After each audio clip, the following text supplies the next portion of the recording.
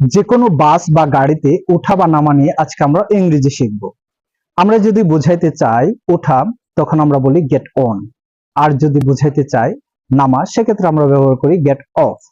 So গাড়িতে ওঠা get on the car, গাড়ি থেকে নামা গেট অফ দ্য কার।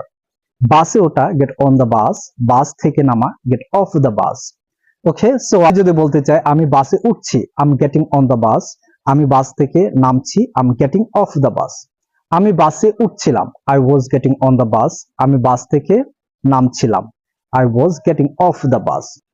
আমি তখন তোমার কলটি ধরতে পারিনি কারণ আমি বাসে উঠছিলাম। As I was getting on the bus, I couldn't pick your call. অথবা আমি বলতে পারি দয়া করে এখানে থামান, আমি বাস থেকে নামবো। Please stop here, I will get off the bus. তুমি কি দয়া করে গাড়িতে উঠতে পারো? Could you please get on the car? তুমি কি দয়া করে গাড়ি থেকে নামতে পারো? Could you please get off the car?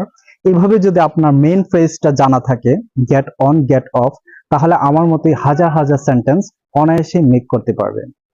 Don't forget to share this lesson with all your friends and family members. Till then, be well. Allah Hafiz. আর এইরকম বেশি বেশি lessons পেতে stay connected to Jack English Corner.